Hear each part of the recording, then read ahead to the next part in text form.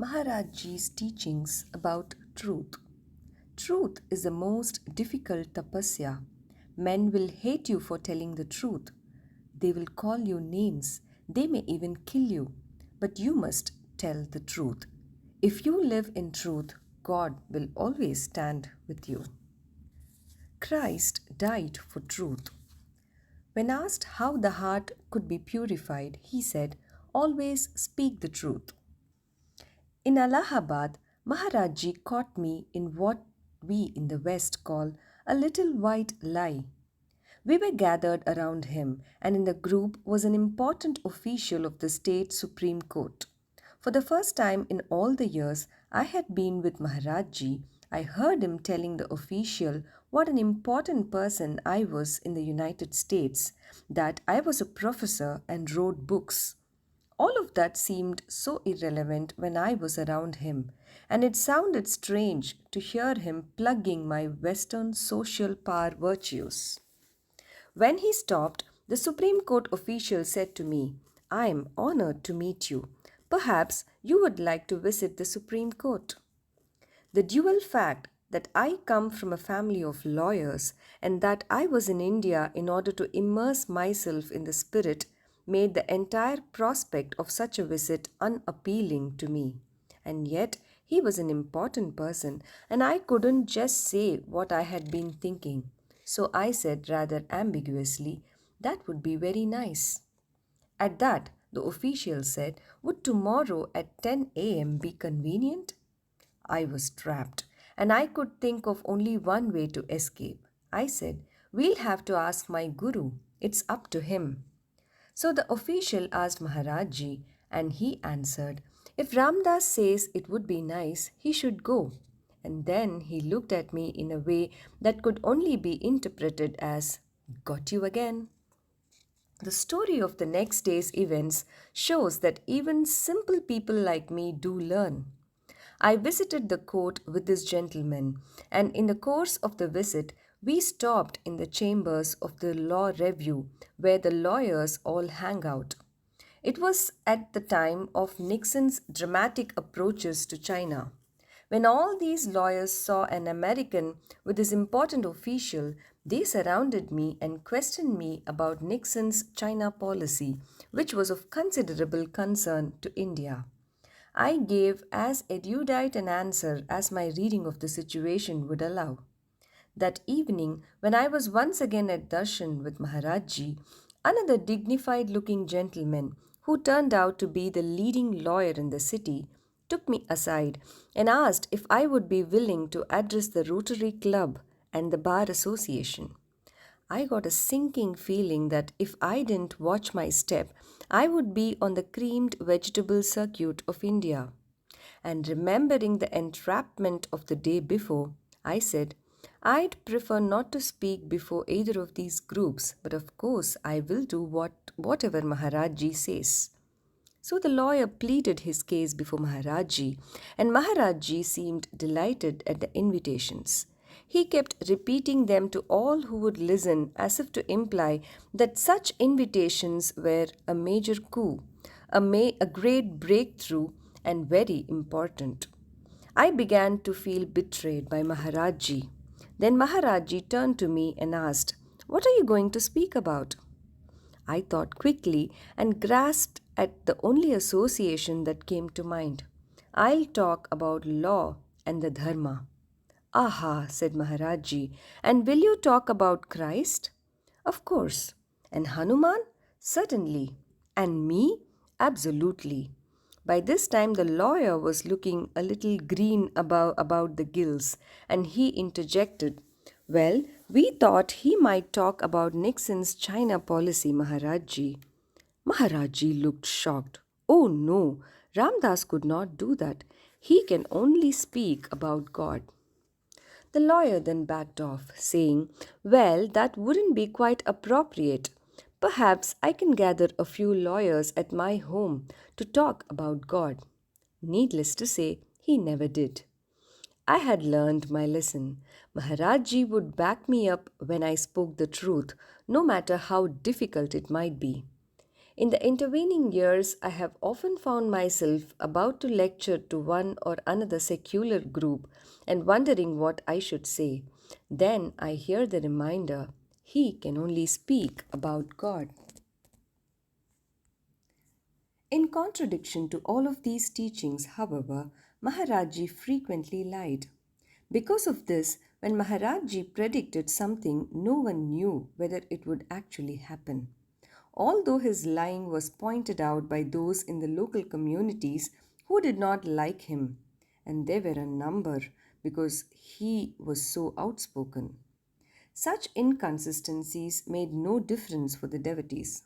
For us, perhaps the lesson was that a free being has his or her own rules. But until you are free, you'd best tell the truth. When questioned by one of his devotees about his habit of making and breaking promises, Maharajji replied, I am just a big liar. A devotee asked Maharajji why he always told nice things to people or predicted a bright future when, in fact, he knew that the opposite would happen. Maharajji replied, do you expect me to tell people that their loved ones will die? How can I do that? All right, since you advise me, from now on I'll answer people frankly. A while later, a woman came for his blessing that her husband get well. Maharajji shouted at her, Mother, why have you come? Why have you come here? Your husband is at home in bed dying and in a coma. He can't be saved. You should go. Shocked and hurt, the woman left. Maharaji was equally blunt with a few more people. Then he asked the devotee, how can you expect me to be blunt with people? How can I hurt their feelings? Maharaji would lie to someone so as not to hurt their feelings. But then he would tell the truth in some other way. When K asked about his sick mother, Maharaji said, who will feed you if she is not here? Sh- she will be around for a long time. But then Maharaji called a specialist from Agra and had her examined. The specialist said, this woman cannot survive more than 28 days. This surprised the doctor because he had never used that number, saying rather a month or two. On the morning of the 29th day, she died. K felt that Maharaji brought the specialist as a hint. Signs give clear hints, but we can't always understand them. Maharaji would say something, and later, if he contradicted himself and the contradiction was pointed out, he would say, I didn't say that. I wrote for Maharaji's blessing just before I was to take an exam. Will I pass? I asked him. But there was no reply. I failed. Heavy with the weight of my first failure, I ran to Kainchi and found Maharaji smiling. I told him that I had sent many letters and he hadn't answered. He replied, you wanted to know. I can't speak a lie, and the fact was very bitter. Shall I appear for the exam again? I asked. He replied, yes, this time nobody will stop you. And I passed. Maharaji's teachings about money. Kanchan, gold. Maharaji would say and shake his finger. That and sexual desire were the two main obstacles to realizing God. Again and again, Maharaji warned about these fatal attractions, these clingings. But how few of us could hear him. He referred to the Western devotees as kings. Most of us had come from comfortable economic backgrounds, and so we knew that financial security would not, in itself, bring liberation from suffering. To know such a thing was a great step forward on the path. Many of the Indian devotees had known only financial hardship and deprivation, and for those people it was often hard to hear that worldly security was not one and the same as freedom. Yet there were some devotees who, though they had never tasted of material security, seemed to have no concern with such matters. It was as if they were truly born for God. To each person, Maharaji reacted in a different way about money. To those for whom the attachment to gold was not the primary obstacle, he never mentioned the subject. With others, he talked about money all the time, awakening in the devotee both paranoia and greed, rooting out, perhaps, the sticky karma of that particular attachment. Most frequently, Maharaji seemed to be suggesting that people keep as much as they needed to maintain their responsibilities to body, to family, and to community, and distribute the rest to the poor. He kept reminding us that if we did that and trusted in God, all would be taken care of. Sometimes he would give us a rupee or two, which seemed at the time like he was giving us a boon of future financial security. Some of the devotees held on to those rupees and have never since known financial need. Others gave the rupees away immediately to the first beggar they met. Those devotees have not known need either. Such a boon is known as a blessing of Lakshmi.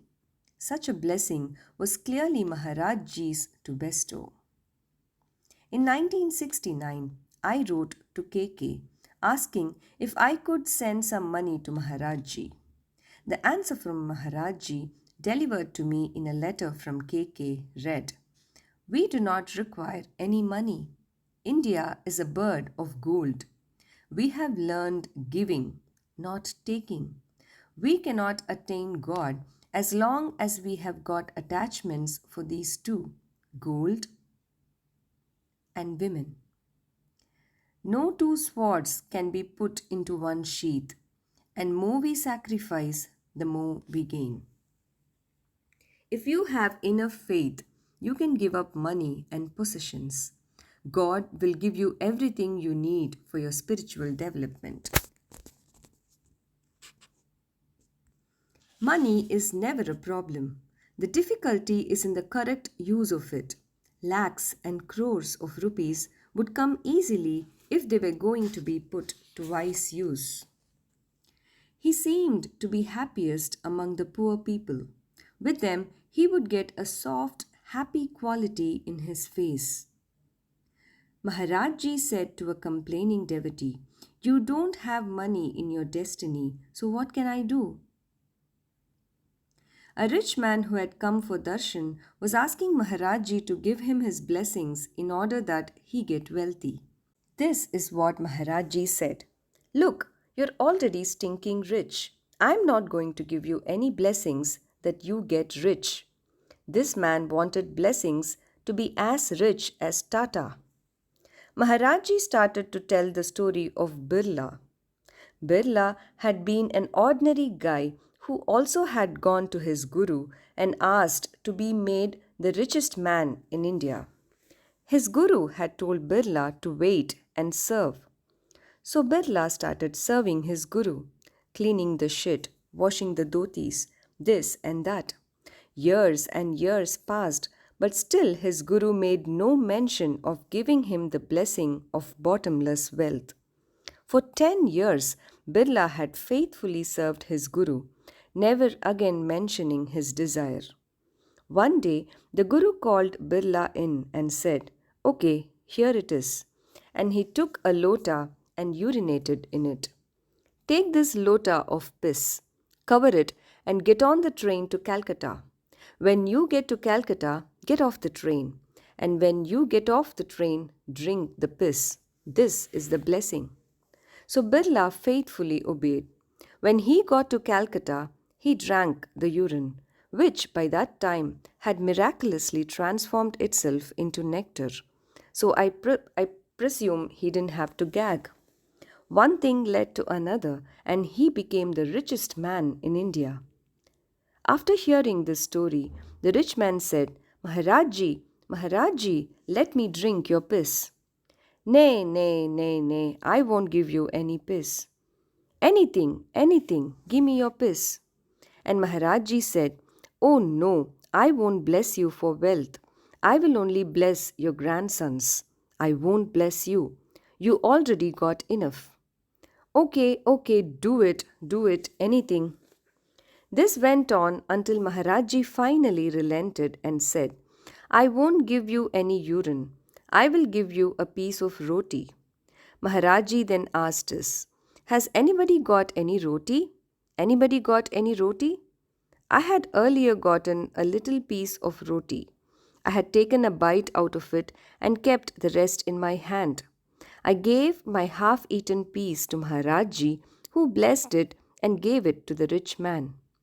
He exclaimed, Oh, this is the greatest thing! He was delighted. Then Maharaji went on to something else, and while he was talking, another devotee turned to the rich man and told him the bread was jute, unclean, because I had eaten some of it. All of this going on behind Maharaji's back. The rich man gave the roti back to me. Roti blessed with millionairehood. I ate it. Maharaji always told me to spend my money. Spend it, don't save it. Keep the money flowing. Give it to the needy. Spend it. When I first met Maharaji, I was out of money, and my plane ticket back to the West was to expire within a week. But believing that clinging to money is a lack of faith in God, I stayed on. Nearly 2 years passed, during which time all was provided for me, but I never actually had any money. Then I found out that I had inherited $1,000. I immediately offered it all to Maharaji in my heart and had the money sent to India. As I was leaving for Delhi to pick it up, I asked what I could bring Maharaji.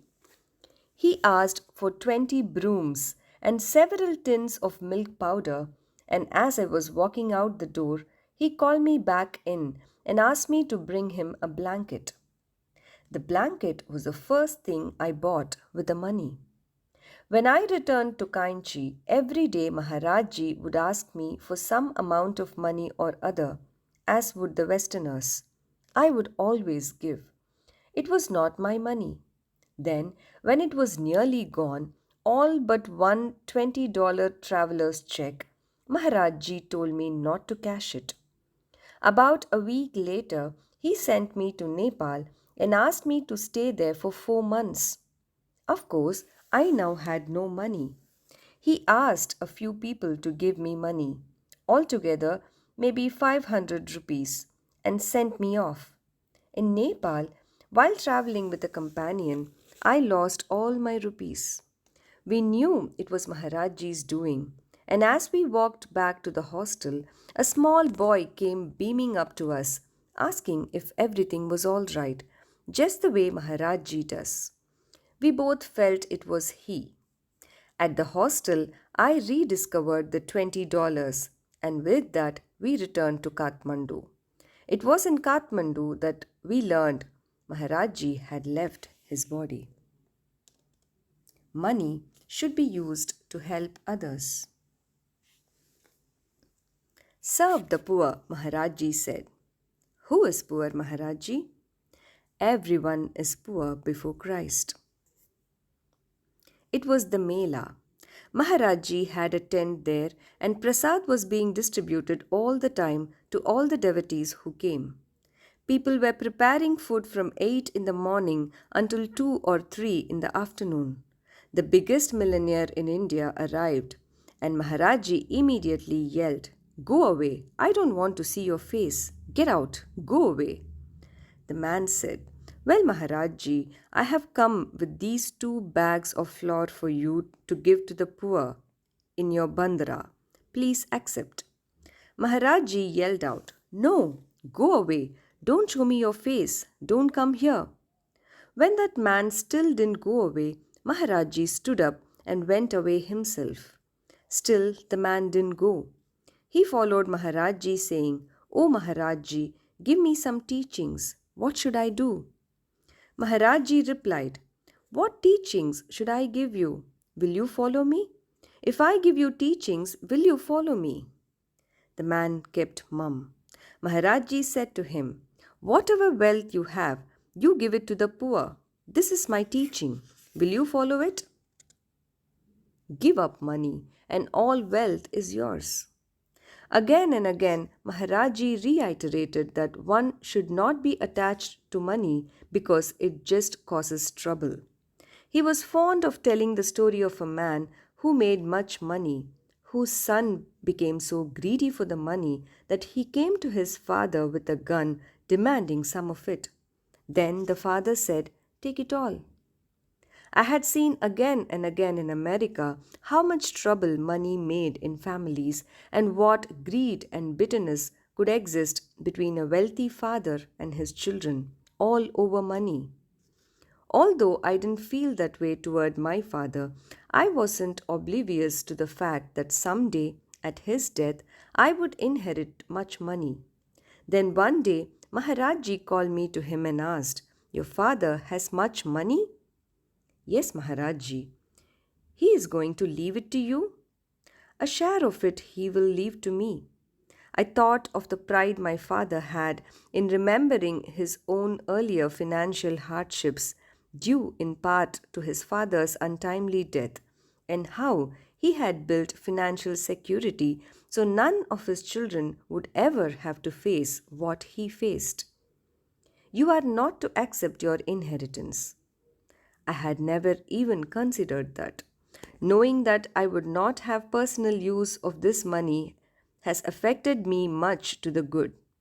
Though I never told my father that I would not accept my share of his inheritance, something changed between us, and his trust in me grew and grew. Ultimately, he gave me his power of attorney and made me the executor of his estate. After he died, I found it very easy to let go of the share of the money that he had earmarked for me. One day, when I was alone with Maharaji and a translator, Maharaji was warning me about money. Money is all right for a grihastha, but it is worst for a yogi.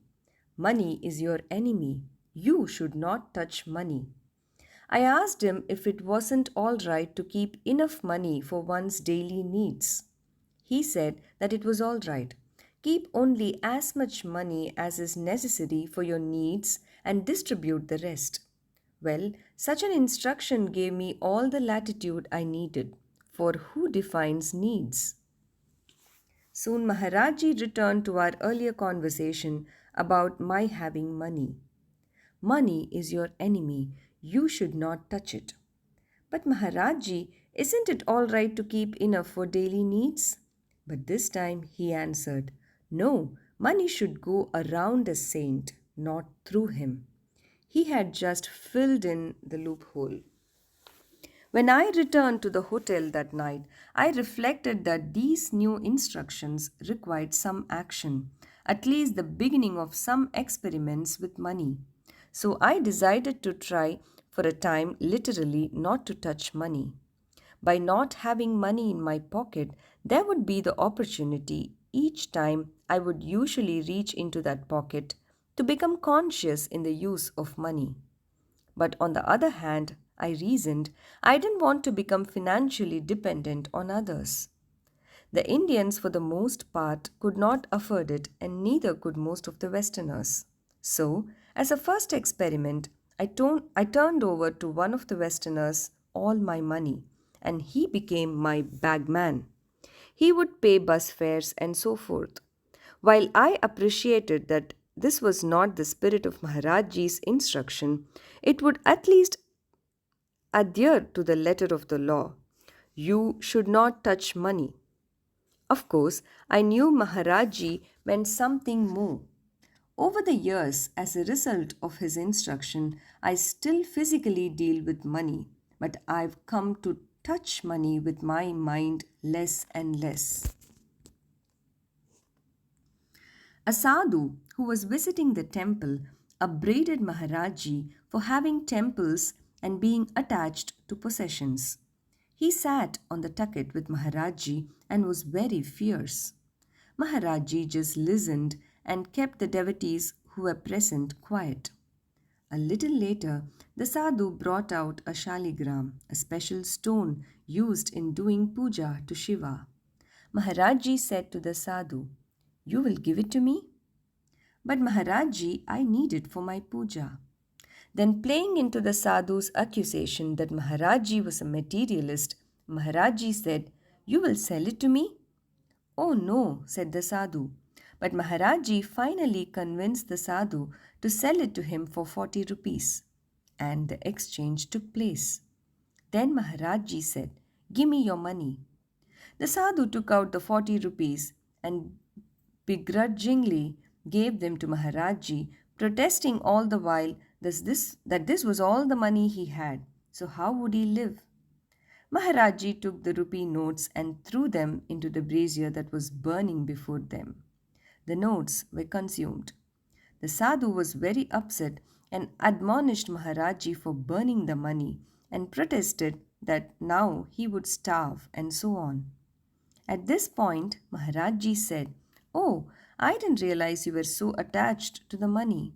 And with that, he took a chimter, reached into the fire, and began pulling new, unburned rupee notes from the fire until he had returned all the rupees to the sadhu. After that, the sadhu did not sit on Maharajji's tucket any longer, but at his feet. All the money in the world is mine, even the money in America.